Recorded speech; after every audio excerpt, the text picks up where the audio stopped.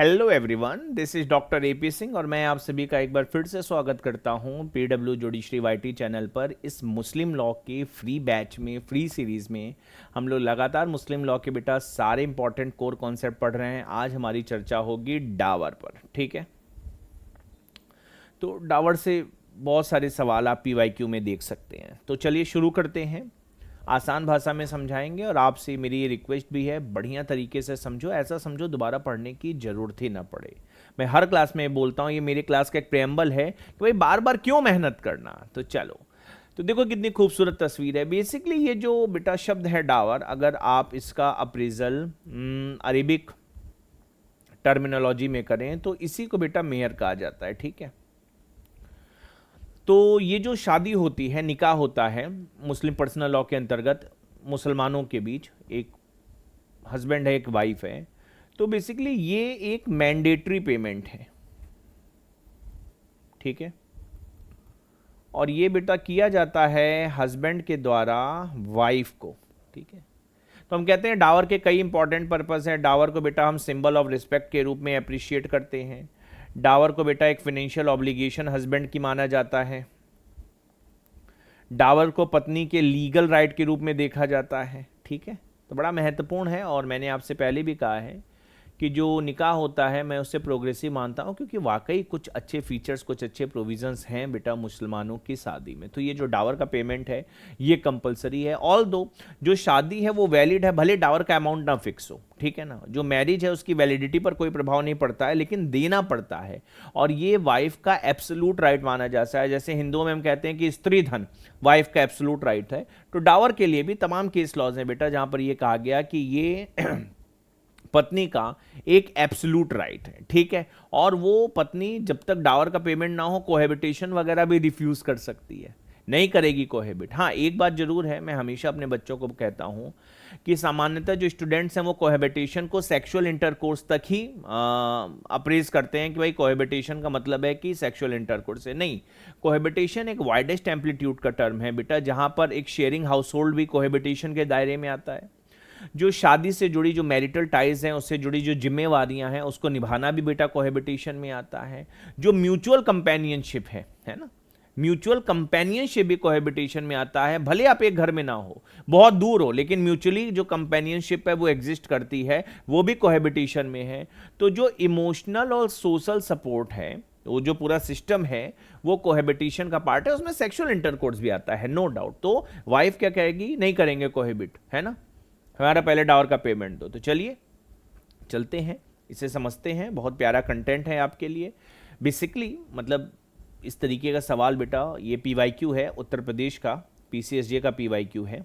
मैं आपके लिए लेकर आया कि बिल्कुल ऐसा ही सवाल आपसे पूछा जाएगा, भले आप झारखंड में बैठो या कहीं भी बैठो। सो व्हाट इज डावर मेयर in Muslim law? What are its various forms? Whether the dower can be considered as consideration for marriage? Consideration मतलब इंडियन कॉन्ट्रैक्ट एक्ट में जो आप कंसिडरेशन पढ़ते हैं, तो क्या इसे कंसिडरेशन माना जा सकता है? तो चलिए, so the dower or meher is the amount of money or the property that a husband is obligated to provide to his wife at the time of marriage. ठीक है भैया, जो शादी है ना उस समय बेटा ये किसकी जिम्मेवारी है? पति की जिम्मेदारी है। बता देगा, देखो भैया हम तुमको इतना डावर देंगे, मेहर देंगे, या देंगे ना भी बताए। अभी हम लोग पढ़ेंगे कि स्पेसिफाइड एंड स्पेसिफाइड डावर में क्या अंतर होता है। According to Mulla, it acts as a consideration for the marriage contract under Muslim law. तो मुल्ला साहब कहते हैं कि हाँ ये हो सकता है कंसिडरेशन, क्योंकि भाई जो मुस्लिम लॉ है के अंतर्गत जो मुस्लिम शादी है, निकाह है, उसे हम कहते हैं ये civil contract.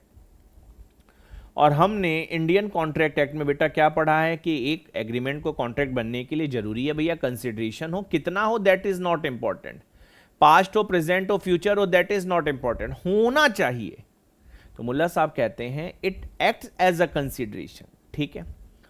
In the case of Abdul Kadir versus Salima 1886, justice Mahmood observe that dower refers to the sum of money or property promised by the husband to be paid or delivered to the wife in return for the marriage. तो husband से wife को बेटा, ठीक है, क्या है, एक वादा है।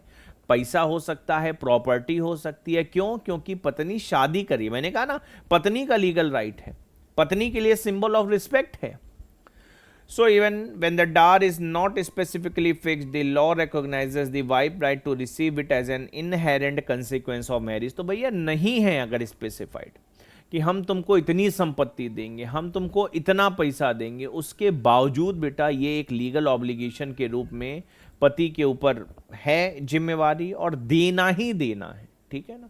जैसा मैंने कहा कि माना जाता है कि जो वाइफ है उसका एब्सोल्यूट राइट है, तो देना ही देना है। तो चलिए, लेकिन अगर जैसे ये सवाल पूछा गया कि भैया क्या कंसिडरेशन है, तो ऑल दो मुल्ला साहब ने कहा कि it acts as a consideration, लेकिन जो इंडियन कॉन्ट्रैक्ट एक्ट की कंसिडरेशन की परिभाषा है, अगर हम एक बढ़िया कंपैरिजन करते हैं तो हमें लगेगा नहीं यार कंसिडरेशन तो नहीं है। ठीक है, चलिए, dower not a consideration.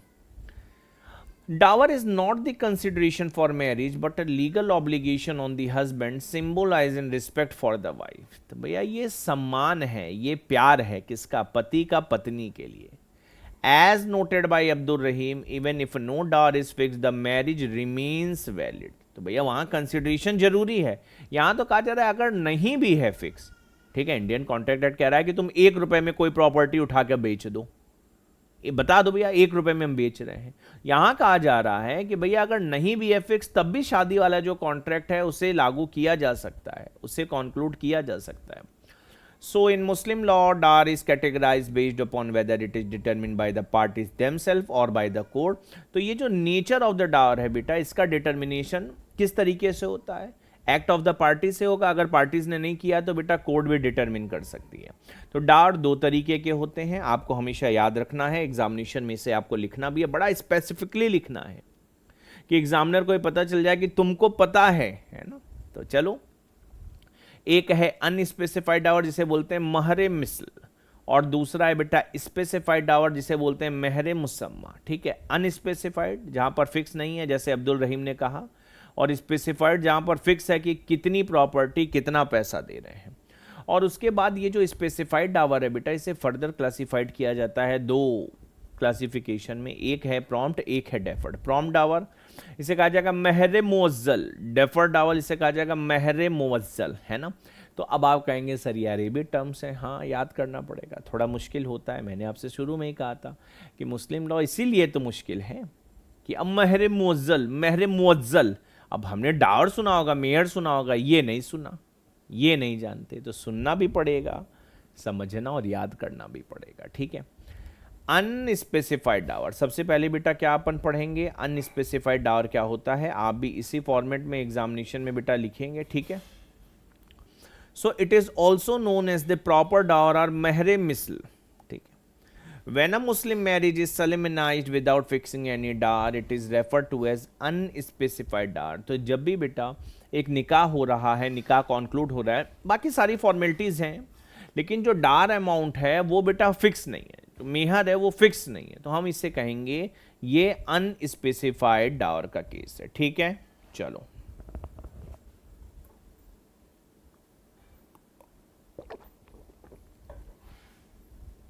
so this does not affect the validity of the marriage। Instead, the wife is entitled to receive a reasonable amount of dower known as proper dower or महरे मिसल। तो भैया ये शादी की वैधता, validity को प्रभावित नहीं करता है अनस्पेसिफाइड डावर। ऑल दो जो पत्नी है बेटा, she is entitled to receive a reasonable amount, क्योंकि तय नहीं है, तुमको 5 लाख रुपया देंगे, ठीक है, तय तुमको देंगे कितना देंगे, बहुत एक्सेसिव भी नहीं दे सकते, बहुत कम भी नहीं दे सकते, मौकरी तो बनाने नहीं एक सिस्टम का।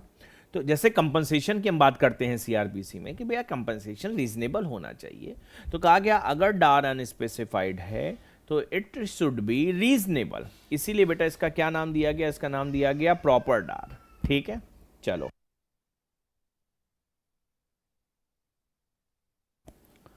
की फीचर्स, मैरिज की फीचर किसका बेटा, अनस्पेसिफाइड डार की बात कर रहे हैं। ठीक है ना, marriage remains valid even if Dar is not mentioned at the time of निकाह। पॉइंट नंबर 1 ये की फीचर है। दूसरा बेटा क्या हो सकता है, the wife is still entitled to dower under the law. ठीक है, नहीं है स्पेसिफाइड, लेकिन मैंने कहा कि ये पत्नी का वैधानिक अधिकार है, लीगल राइट है। क्या अपने पति से कहेगी दो, देना पड़ेगा तुमको, नहीं करेंगे कोहिबिट, है ना, मेरा अधिकार है, मेरा एब्सोल्यूट राइट है, ठीक है, भले अनस्पेसिफाइड है लेकिन बेटा पत्नी एंटाइटल्ड है। तीसरा विषय, the amount is decided based upon. अब ये जो रीजनेबिलिटी है ये तो देखो सब्जेक्टिव कंसर्न है कि भैया रीजनेबल डावर क्या होगा, ठीक है। तो मुस्लिम पर्सनल लॉ के हिसाब से बता रहे हैं, ठीक है। अब चूंकि मुस्लिम पर्सनल लॉ कोडिफाइड तो है नहीं, तो जो कस्टम है, जो यूजेस है, तो डावर रीजनेबल क्या होगा, है ना, मुस्लिम पर्सनल लॉ में कैसे डिटरमिन होता है। कहा गया पत्नी की एज, उसकी beauty, education, personal status, father और फैमिली की जो सोशल स्टेटस है, कस्टोमरी फैमिली प्रैक्टिस के डावर बेटा बहनों को कितना दिया गया, आंटी को कितना दिया गया, पति का फाइनेंशियल स्टेटस क्या है, ये सब कुछ ठीक है। आपत्ति यहाँ पर है, इसीलिए मैंने क्लैरिफिकेशन दिया। आप कहेंगे पत्नी की ब्यूटी, हाँ देखी जाती है, ठीक है ना। रीजनेबिलिटी मैंने कहा सब्जेक्टिव कंसर्न है, बहुत जगह देखा जाता है। तो ये की फीचर्स हैं बेटा किसके, अनस्पेसिफाइड डावर के। आसान भाषा में मैंने आपको बताया, उतना ही बताया जितना एग्जामिनेशन के लिए जरूरी है, ठीक है। चलिए आगे बढ़ते हैं। की फीचर में हमको पढ़ना है कि भैया अनस्पेसिफाइड डावर है तो कब पेमेंट होगा इसका। तो मेरा इशू क्या है, when unspecified dower becomes payable, ठीक है। Point number 1, if divorce or death occurs before dower is fix she can claim मेहरे मिसल। अगर भैया तलाक हो गया, मृत्यु हो गई, डावर फिक्स नहीं हुआ था, हो गई, तो ठीक है देना पड़ेगा, वो कर सकती है, शी कैन क्लेम। पति नहीं देगा, पति के जो लीगल एयर है वो देंगे। If consummation has occurred full proper dower is payable, ठीक है, अगर मैरिज कंज्यूमेट हो गई, ठीक है ना, तो दे दीजिए प्रॉपर डावर। तीसरा, if divorce happens before consummation and dower were unspecified the wife is entitled to no dower under the Sunni law. अब देखो सुन्नी शिया में अंतर हो गया, मैंने कहा था ना थोड़ा इसलिए कॉम्प्लिकेटेड है, बहुत सारे ऐसे एस्पेक्ट हैं जहाँ सुन्नी कुछ कह रहा है, शिया कुछ कह रहा है। भैया डिवोर्स हो गया कंज्यूमेशन के पहले और डावर क्या है, अनस्पेसिफाइड था, मेहरे मिसल था, तो पत्नी को बेटा कोई डावर नहीं मिलेगा क्योंकि कंज्यूमेशन हुआ क्या। लेकिन शिया इस मामले में प्रोग्रेसिव है, under Shia law half of the proper dower that is मेहरे मिसल में स्टिल बी ग्रांटेड। मतलब तलाक हो गया, कंज्यूमेशन नहीं हुआ था पति पत्नी के बीच, सेक्सुअल इंटरकोर्स नहीं हुआ या दूसरा जो कंज्यूमेशन के एस्पेक्ट हैं, और डिवोर्स हो गया, तो शिया वाले कहते हैं नहीं भैया half of proper Dawar. Proper Dawar मतलब वही रीजनेबल जो तय किया जाएगा उसका 1/2। लेकिन सुन्नी में क्या कहा जा रहा है, देंगे ही नहीं, पत्नी को अधिकार ही नहीं। अब मिल जाए पत्नी को अलग बात है, अधिकार नहीं माना जाएगा, ठीक है। चलिए अगले डावर की कैटेगरी में, मेयर के कैटेगरी में चलते हैं, जिसे हम कहते हैं बेटा स्पेसिफाइड डावर, ठीक है। When the sum of the money or any property which is fixed as dower is called specified dower, it may be specified either before or at the time or after marriage. It may be settled orally or specified in a written agreement. ऑफ ही सही है या on नहीं है, of ही सही है, ठीक है। तो भैया स्पेसिफाइड मतलब जहां पर बताया जा रहा है कितना देंगे, स्पेसिफाइड है, डिटर्मिनेट करेक्टर का है डावर, तो अब ये कब तय होगा, शादी के पहले हो सकता है, शादी के बाद हो सकता है, दोनों ही परिस्थिति में बेटा हो सकता है, ठीक है। शादी के पहले या शादी के समय, ऐसे समझो, मैं लिख दूं शादी के पहले बिफोर मैरिज या शादी के समय। मौलवी साहब बैठे हैं, गवाह वगैरह बैठे हैं, उसी समय तय हो गया कि भैया हम तुमको 5 लाख रुपए देंगे, स्पेसिफाइड है ना, 4,99,000 भी नहीं देंगे और 5,01,000 भी नहीं देंगे, 5 लाख रुपया देंगे, ठीक है।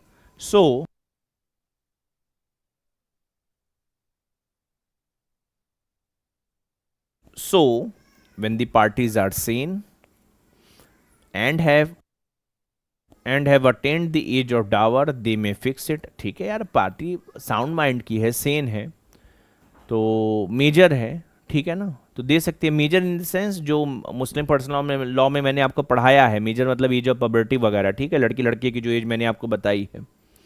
So if the party is a minor or of unsound mind, his father or other guardian can fix the amount of the dower at the time of marriage or after it. तो भैया शादी के समय अगर दोनों के पास as है, दोनों साउंड माइंड के, दोनों मिलके तय कर लेंगे, पति पत्नी, पति पत्नी राजी, क्या करेगा काची।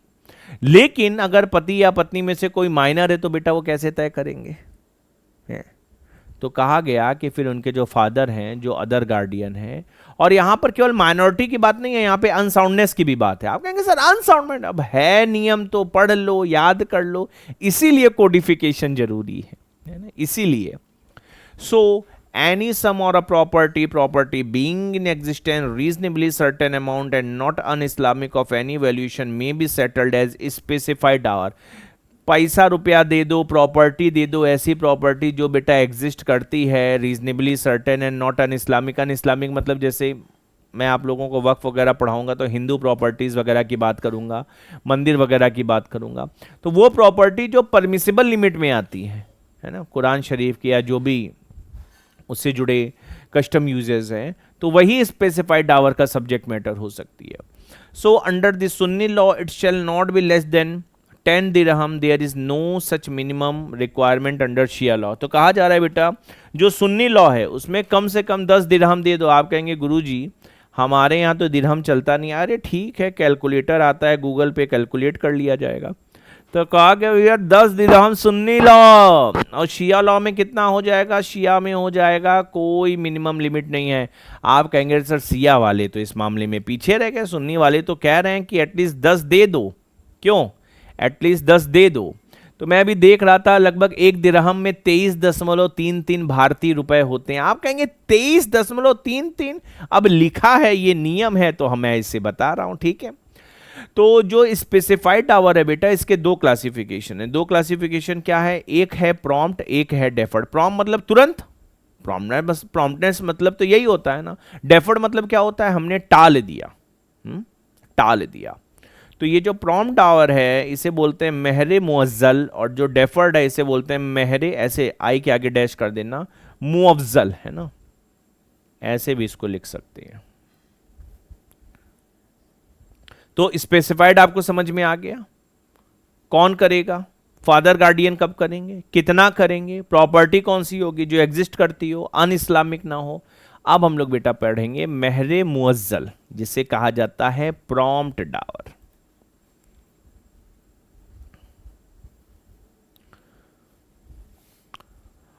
ठीक है, महरे मुअज्जल। When it is specified in a marriage that wife can demand dower at any time, usually some portion of the dower is fixed as prompt and some is deferred. It is to be noted that promptness is not in demand but in payment after the demand। अब आपको दो चीज़ें हैं, दो concept है, ध्यान से समझना होगा कि शादी के समय बेटा ये स्पेसिफाई किया गया कि पत्नी जब चाहे जिस क्षण चाहे उस क्षण मांग सकती है। कहा जाएगा अरे यार ये ना प्रॉम्प्ट है, लेकिन प्रॉम्प्ट डावर में सामान्यतः यही कस्टम है, यही यूजेस है कि एक सर्टेन अमाउंट प्रॉम्प्ट कर दिया जाता है, एक डेफर कर दिया जाता है। ठीक है, स्पेसिफाइड की बात कर रहे हैं, ध्यान देना, स्पेसिफाइड है। स्पेसिफाइड मैंने कहा 5 लाख रुपए, अब 5 लाख में क्या दिया जाएगा, 2 लाख तो प्रॉम्प्ट हो सकता है, 3 लाख डेफर्ड हो सकता है। ठीक है, ऐसा है।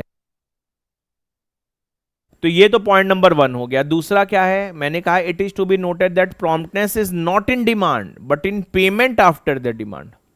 भैया ये जो प्रॉम्प्टनेस है इसका बेसिक कैरेक्टर क्या है कि जब मांगा गया उसके बाद आपको देना है। किसे, पति को देना है, नहीं तो पत्नी क्या करेगी, नहीं करेगी कोहेबिटेशन, यही तो धमकी देगी और क्या देगी।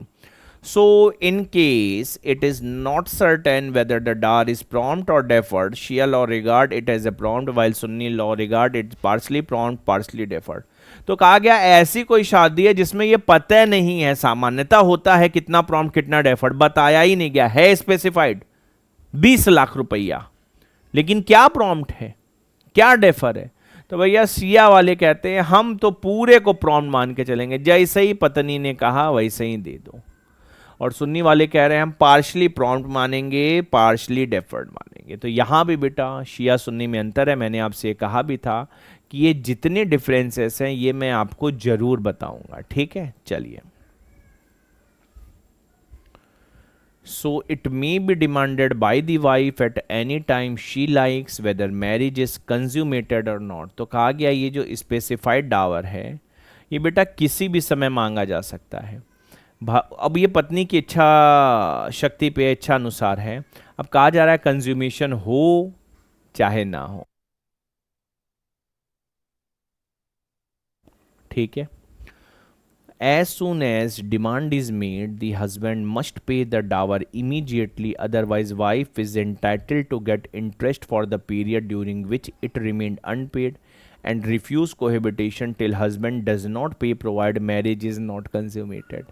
तो मैंने कहा कंज्यूमेशन के लिए तो मना कर ही सकती है। मान लेते हैं बेटा पत्नी ने प्रॉम्प्ट डावर के राइट को एक्सरसाइज किया और पति ने 6 महीने तक नहीं दिया, तो कहा जा रहा है इंटरेस्ट भी लिया जा सकता है। आप कहेंगे इंटरेस्ट भी बता दीजिए गुरुजी, कमर्शियल बैंक वाला, शेड्यूल्ड बैंक वाला, नेशनल बैंक वाला। अरे भैया वो रीजनेबल होता है, वो मौलवी साहब तय कर सकते हैं, है ना। अगर विवाद ज़्यादा बड़ा तो कोर्ट ऑफ लॉ भी कर सकती है। तो मतलब इंटरेस्ट भी ले सकती है पत्नी, कोहेबिटेशन भी ले सकती है। आप कहेंगे पति पत्नी के बीच इंटरेस्ट, हाँ ये अधिकार दिया जा रहा है पत्नी को, इसीलिए मैं आपको पढ़ा रहा हूं, ठीक है। ये कंसिक्वेंस है, मांगा गया पति ने नहीं दिया। दूसरी बेटा कैटेगरी है deferred dower, that is called मेहरे मोजल। Deferred dower is payable upon the dissolution of marriage, either by divorce, the husband death or mutually agreed event.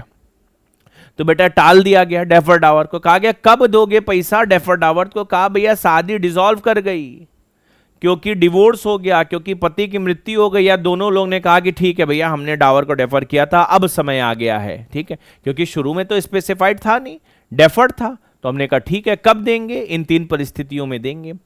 The wife can not claim it during the marriage, if she dies before the marriage ends her heirs can claim it. अच्छा, deferred dower में जब तक शादी चल रही है बेटा तब तक पत्नी नहीं ले सकती है भैया, या तो डिवोर्स हो, डेथ हो, या दोनों म्यूचुअली एग्रीड कर लें कि चलो भैया अब अलग अलग भी रहना है और हम तुमको डावर दे रहे हैं। तो सामान्यतः ये माना जाता है जब तक शादी चल रही है तब तक डेफर नहीं दिया जाएगा। और मान लेते हैं बिना लिए, बिना अपने अधिकारों को एक्सरसाइज किए जो पत्नी है उसकी मृत्यु हो गई, का कोई बात नहीं, उसके कानूनी वारिस है ना, उसके कानूनी वारिस मांग लेंगे कि मेरी मम्मी का था, दे दो भैया हमको।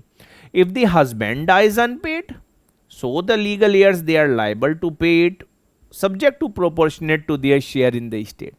कहा गया साहब डावर पापा ने तय किया था 20 लाख रुपए, पापा के जाने के बाद जो हमें संपत्ति मिली वो 8 लाख रुपए की मिली।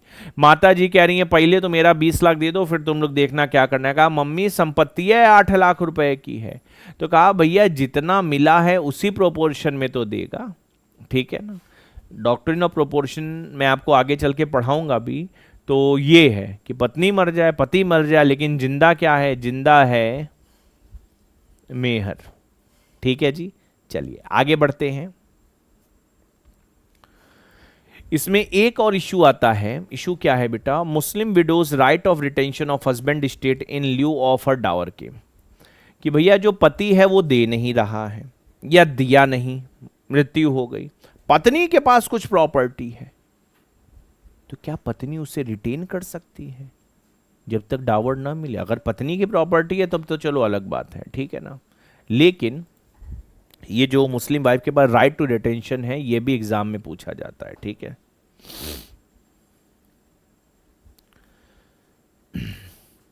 The widow whose dower is unpaid has a right to retain the properties of the husband till her dower debt is satisfied provided following essentials are fulfilled। तो यदि कोई बेटा पत्नी है, अच्छा मैंने इसका एक बढ़िया एग्जाम्पल आपके लिए बनाया है, अभी उससे बताते हैं, ठीक है। Point number 1, the possession of the husband property was obtained only in lieu of unpaid dower and not for some other reason. तो पहली चीज हम लोगों ने पढ़ी कि पत्नी है, डावर नहीं मिला है, पति की मृत्यु हो गई, पत्नी क्या करेगी, उसके बाद राइट टू रिटेंशन है, जो हस्बैंड की प्रॉपर्टी है रिटेन कर सकती है जब तक बेटा उसकी उधारी ना चुकता हो जाए। डावर उधारी है ना, है पति को देना था, उसका लीगल ऑब्लिगेशन था, पत्नी के लिए प्यार था, रिस्पेक्ट था, तो दिया नहीं तो पत्नी कहेगी हम तुम्हारी प्रॉपर्टी ले लेंगे। उसी से संबंधित रूल नंबर 1 है कि जो हस्बैंड की प्रॉपर्टी का पोजीशन है वो तभी मिल सकता है बेटा जब अनपेड डावर के बिहाफ पर हो और किसी और रीजन पे ना हो। आप मेरे साथ एग्जांपल पढ़ें। Example, after her husband passed away without paying the deferred dower, deferred dower था, पति ने दिया नहीं और पति बेचारा गुजर गया। फातिमा, मान लेते हैं ये बहन का नाम फातिमा है। Fatima took possession of a portion of his agricultural land. अच्छा, जो कृषि भूमि थी फातिमा ने कहा मैं इसका पोजीशन रख लेती हूं, मेरा डावर तो दिया नहीं, मेरे पति बेचारे चल बसे। she made it clear that the position was only to recover her unpaid dower and not for inheritance or any other claim. और वो क्लियर कर रही है, देखो भैया ये जो मेरा पोजीशन है ना, ये केवल तब तक के लिए जब तक मेरा डावर नहीं है, पे नहीं किया जाता है, बाकी दूसरे किसी पर्पस के लिए मेरी नीयत बहुत साफ है, हड़पने की, कब्जा करने की नहीं है। मेरी नीयत साफ है, मेरा डावर मिल जाए, मैं इसका पोजीशन छोड़ दूंगी। The court then recognised her right to retain the land until the dower amount is satisfied. तो भैया उसका कोई टाइटलशिप का विवाद नहीं है, कोई बैंक के लोन वगैरह का विवाद नहीं है, कोई और विवाद नहीं है, उसका बस है कि भैया हम इसलिए इनकी कृषि भूमि रिटेन कर रहे हैं, इसका पोजीशन, हमारा अनपेड डावर पेड हो जाए। कोर्ट ने कहा नहीं नहीं फातिमा, फातिमा ही नाम था ना, नहीं नहीं फातिमा तुम कर सकती हो। तो ये रूल नंबर 1 बेटा किससे संबंधित है? डेफर डावर के केस में संबंधित है, जब पत्नी का डावर नहीं मिला। Point number 2, rule number 2, the widow has a right to retain or continue possession and not to obtain the same after her husband death unless the legal heir themselves allow her to obtain the same। आप कहेंगे क्या गुरुजी? मैं कहूंगा मेरे साथ फिर से उदाहरण पढ़ो। मान लेते हैं इस बहन का नाम जाहिदा है, ठीक है, मैंने क्या लिखा? आफ्टर जाहिदा हस्बैंड डाइड, पति तो मर गया जाहिदा का, she claimed a right to take possession of a part of his house to recover her unpaid dower। उसने कहा कि भैया हमें घर का एक हिस्सा दे दो, हम उसके पोजीशन को एंजॉय करेंगे, उसके पोजीशन को रिटेन करेंगे जब तक हमारा डावर पे नहीं किया जाता। However, she had never previously been in possession of that property। The legal heir objected, जो कानूनी वारिस थे उन्होंने कहा कि सुनिए जाहिदा जी, चाची या जो भी संबंध हो, ताई जी, चाची, आप आज तक कभी इस घर में नहीं रही हैं और आज आप एकाएक आके कह रही हैं कि हमें पोजीशन दे दो। नहीं भैया हम अलाउ नहीं करेंगे आपको, आपके पति ने दिया नहीं दिया ये आप जानिए। Since as per the rule number 2 she had not already been in position during her husband's lifetime और immediately after his death and the heir did not allow her to take possession, the court held that she had no right to newly take possession, only to right to continue possession if she already had it। कहा जा रहा है देखो भाई Zahida, right to retain है ना, कि तुम्हारे पास पोजीशन था और तुम कंटिन्यू कर रही हो, तुम्हारे पास कभी पोजीशन नहीं था, तुम कभी रही नहीं, पति की मृत्यु हो गई, तुम्हारा डावर ऑल दो नहीं पेड है, उसके अलग इशू है, लेकिन तुम ये कह रही हो कि मैं उस प्रॉपर्टी में चली जाऊंगी और जाके ले लूंगी। That is not a possible, नहीं हो सकता रे बेटा, क्योंकि फिर इससे एक नया विवाद खड़ा होगा, टाइटल का सवाल खड़ा हो जाएगा, सिविल डिस्प्यूट खड़ा हो जाएगा। तो ये नहीं है, अगर हो तो कंटिन्यू कर सकते हो, रिटेन कर सकते हो, नया कुछ नहीं क्लेम करोगे, ठीक है। Rule number 3, the wife should have obtained the possession of such property without coercion, force, fraud and with the consent of her husband। अब भैया वो जो पुराना वाला पोजीशन था वो खुदा पटका पटकी करके, है ना, मुकदमेबाजी करके, हस्बैंड के कंसेंट के बिना लिया गया था। हस्बैंड बेचारा चला गया, कहना हमारे पोजीशन का, अरे मैडम आप तो खुद ही पटका पटकी की, गाली गलौज की, है ना, दुनिया भर का बवाल की, पुलिस थाना की, कोर्ट कचहरी की, तमाम लिटिगेशन पेंडिंग है, आपकी प्रॉपर्टी थी ही नहीं, आपके पोजीशन में थी ही नहीं लीगली, तो it is one part. However according to Tayyab ji, question of consent of husband और is heir is not material in position is obtained peacefully without force और fraud, as in such cases consent is implied. लेकिन तैयब जी का view थोड़ा progressive है, सामाजिक न्याय के करीब है। वो कहते हैं कि ठीक है भाई पोजीशन में थी तो मान लो ना, लेकिन नियम यही है कि जो राइट टू रिटेन पोजीशन में पोजीशन है, अगर उसमें फोर्स है, फ्रॉड है, कोएर्सन है, अनडू इन्फ्लुएंस है, जो मैंने आपको उदाहरण दिया देसी भाषा में, अगर है तब उसे सही पोजीशन नहीं माना जाएगा। So if all these essentials are fulfilled then only the wife can retain the property of her husband, deceased husband, so long as her dower is not satisfied out of the rent or profit of the property so possessed by her, or so long as her dower is not paid to her by the legal heir of her husband। तो तब तक position में रहेगी, तब तक position में रहेगी जब तक पैसा नहीं दे दिया जाता, इंटरेस्ट नहीं दे दिया जाता है। तो ये जो पोजीशन है ना, ये केवल पोजेसरी राइट से जुड़ा है। मैंने क्या लिखा आपके लिए, The property in possession of widow under right to retention is not her absolute property, she is not the owner of it। अरे भैया केवल पोजीशन का अधिकार है, पता चला पोजीशन मिला, डावर नहीं मिला था, उठा के बेच दी, मॉर्टगेज कर दी, गिफ्ट कर दी, नहीं नहीं, केवल पोजीशन का अधिकार है। सो right of retention is only possessory right and the widow cannot transfer the property. It is to be noted that once possession of property is lost by widow, her right of retention comes to an end.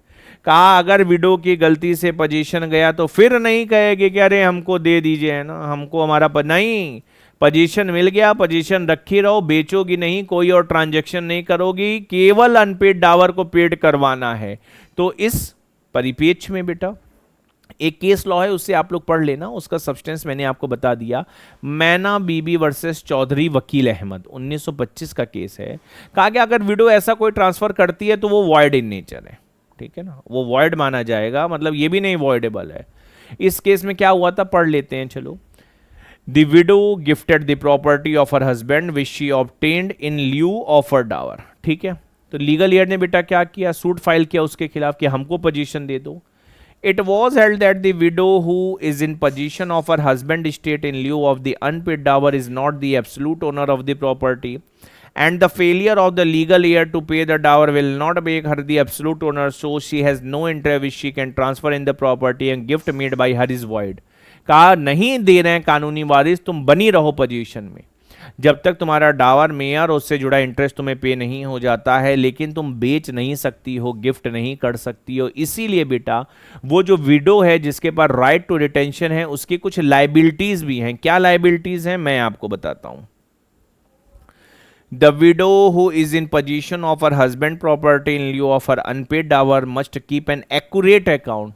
Position है तुम्हारे पास, पैसा रुपया rent वगैरह आता होगा, tax वगैरह देती हो नहीं देती हो, तो कहा एक्यूरेट अकाउंट तुमको रखना पड़ेगा। Point number 2, the expenses if any, अगर प्रॉपर्टी को प्रिजर्व करने में कोई खर्चा रुपया की हो और पीरियोडिकल इनकम वगैरह भी हो रहा है, तो ये भी देख लो कि जो इनकम हो रहा है उससे खर्चा रुपया करो और प्रॉपर अकाउंट रखो उस प्रॉपर्टी से जुड़ा हुआ। She is also bound to furnish an account of all the income, rent और profit of the legal heir of the deceased husband, ठीक है, बता ही दिया। तो राइट टू रिटेंशन है किसके पास, विडो के पास, लेकिन राइट टू रिटेंशन के साथ बेटा लाइबिलिटी भी। और वैसे भी भारत में हम जब भी अधिकारों की बात करते हैं, राइट की बात करते हैं, कर्तव्यों की बात करते हैं, तो देखो कितनी आसानी से बेटा 20 मिनट लगे होंगे, 25 मिनट लगे होंगे। डावर जैसे कॉन्सेप्ट को हम लोगों ने पढ़ लिया, हम लोगों ने स्पेसिफाइड डावर को पढ़ लिया, अनस्पेसिफाइड डावर को पढ़ लिया, स्पेसिफाइड में प्रॉम्प्ट को पढ़ लिया, डेफर को पढ़ लिया, सबके मतलब को समझ गए, एग्जाम्पल भी पढ़ लिया, केस लॉ भी पढ़ लिया, और पत्नी की क्या जिम्मेवारी है वो भी पढ़ लिया। इससे ज़्यादा लिखने की कोई ज़रूरत ही नहीं है, ठीक है। तो इसी के साथ इस सीरीज़ का डावर का टॉपिक ख़त्म होगा बेटा। अब हम लोग अगले टॉपिक में मिलेंगे। अगला टॉपिक क्या है मैं आपको बता भी देता हूँ, तो पढ़ते रहो, नोट्स बनाते रहो। अगला जो टॉपिक होगा वो तलाक है। तलाक थोड़ा बड़ा टॉपिक होगा, मुझे लगता है 2 पार्ट में आना चाहिए, ठीक है, क्योंकि हस्बैंड देता है, वाइफ देता है, म्यूचुअल होता है, कोर्ट से होता है। तो चलिए अब अगले टॉपिक में मिलेंगे, तलाक में मिलेंगे। और इस क्लास की जो PDF है आपको पता है बेटा, लिंक मैं रिक्वेस्ट करूंगा टीम से, कमेंट सेक्शन में पिन कर देगी, वहां जाओ, एनरोल करो, 2 मिनट का काम है, इस बैच में आ जाओ। फैमिली लॉ वाले फ्री बैच है, वहां से आपको PDF के डाउनलोड का ऑप्शन आएगा, मैंने इस पर वीडियो भी बनाया है। तो चलिए, thank you so much, love you all. कोई भी डाउट होगा मेरा टेलीग्राम हमेशा ओपन है, मैं लगातार आपसे मिल रहा हूं। कमेंट सेक्शन में भी मुझसे पूछ सकते हो, टेलीग्राम पर भी पूछ सकते हो, लेकिन मैं गुजारिश करूंगा कि पढ़ते रहो मेरे साथ मुस्लिम लॉ, और ऐसा पढ़ो कि तैयार हो जाए, ठीक है। ठीक है, thank you so much everyone.